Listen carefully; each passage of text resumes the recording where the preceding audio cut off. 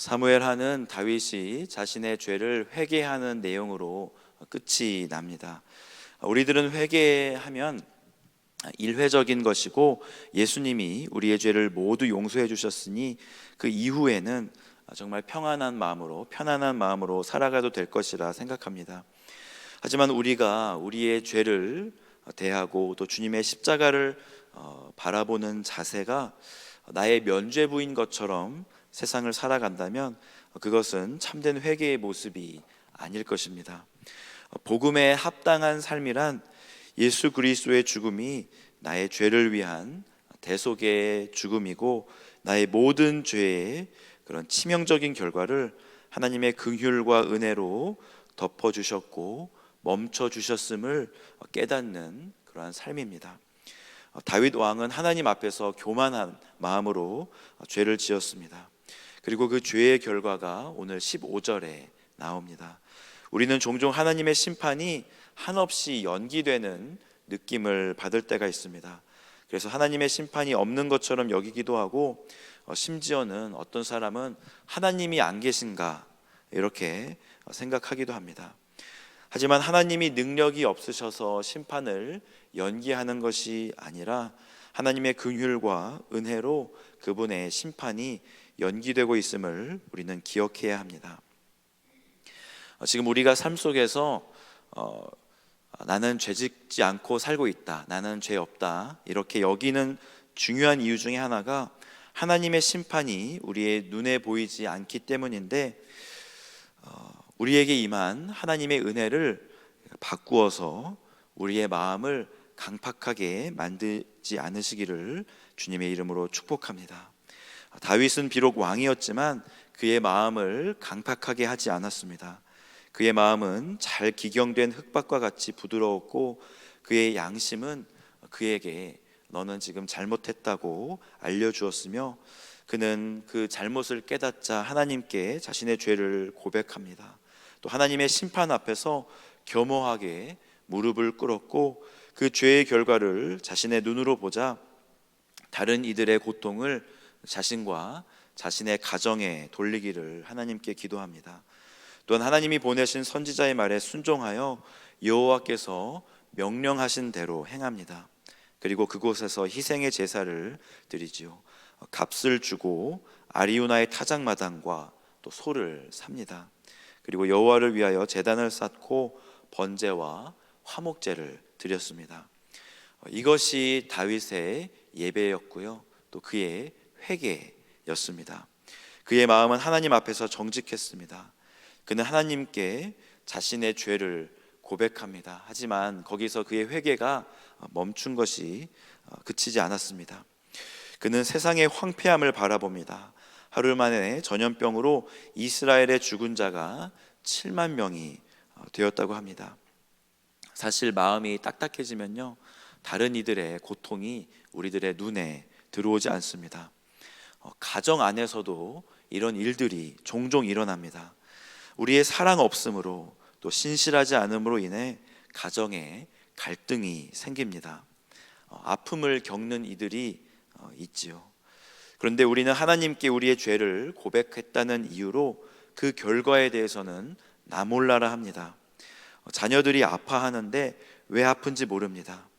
남편과 아내가 힘들어하는데 기도해서 이겨내라고 말합니다. 가해자가 피해자에게 오히려 마음을 단단히 먹고 강해지라고 조언해 줍니다. 마치 의의 천사처럼 말입니다. 그것은 참된 회개의 모습이 아닙니다.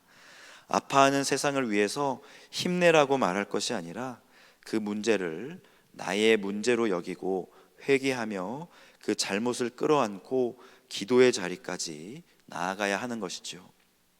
자녀의 아픔과 그의 눈물을 끌어안고 기도의 자리로 나아가야 하는 것입니다. 또 부모님의 고통을 끌어안고 기도해야 합니다.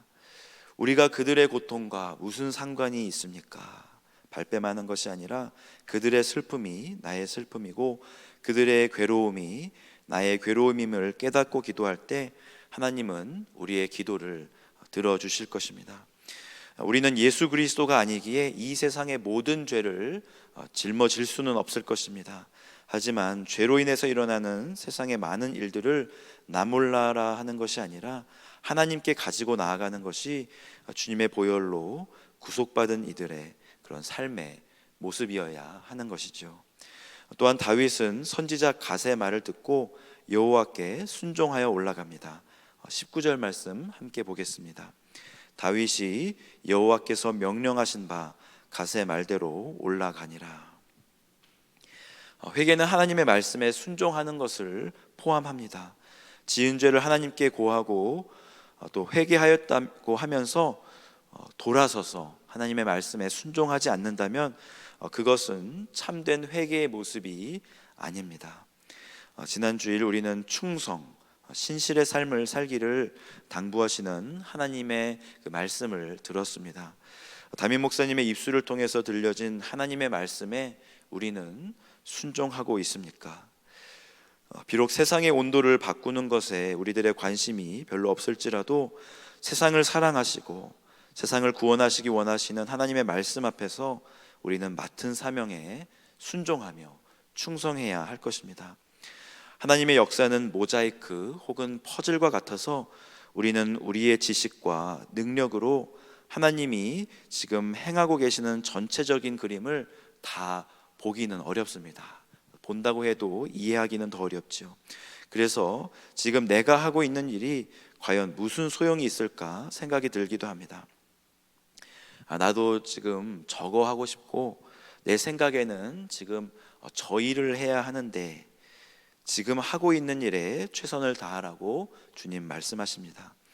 하나님이 다윗에게 명령하신 것은 여부수 사람 아리우나의 타작 마당에 가서 제단을 쌓으라는 것이었고, 그것이 이 지금 일어나고 있는 가혹한 재앙의 현장에서 어떤 도움이 될지는 누구도 알지 못했지만 하나님 말씀 앞에 순종하여서 다윗은 그 예배의 자리로 나아갑니다. 그리고 다윗은 그곳에서 아리우나의 타작 마당과 소를 값을 주고 삽니다. 아리우나는 다윗 왕이 올라오는 것을 보고 땅에 얼굴을 대고 절합니다. 다윗이 그에게 말하죠. 너에게서 타작 마당을 사서 제단을 쌓고 백성에게 내리는 재앙을 그치게 하겠다 말했지만 아리우나는 자신의 소와 땔감과 자신의 것을 다 가지셔도 된다고 합니다. 그때 다윗은 그의 말을 듣고 그의 것을 그냥 취한 것이 아니라 한 가지 결단을 하죠. 아리우나의 것을 착복하지 않고 자신의 것을 들여서 하나님께 예배하겠다고 말이죠. 가끔씩 신앙에 연륜이 쌓이다 보면 예배 가운데 우리의 희생과 섬김이 하나 둘씩 빠질 때가 있습니다. 하지만 희생 없는 예배는 하나님이 받으시지 않습니다. 예수 그리스도의 죽음은 여러분의 것입니까? 십자가의 보혈이 여러분의 마음에 흐르고 있습니까? 아니면 다른 누군가의 보혈로 대신해서 예배를 드리고 있습니까? 유명한 목사님의 말씀을 이제 유튜브로 또 컴퓨터, 휴대폰을 통해서 들으면서 말씀 참 좋다, 말씀 재밌네, 예배 잘 드렸다, 이런 말로 예배를 넘기지 마십시오. 그것은 참된 회개의 모습이 아닙니다. 오늘도 주님은 예배하는 자를 찾고 계십니다. 마음을 다해서 회개하고 또 예배하며 세상을 품고 기도하고 말씀에 순종하는 자는 하나님의 마음을 시원하게 하고 또 주님을 영화롭게 할 것입니다.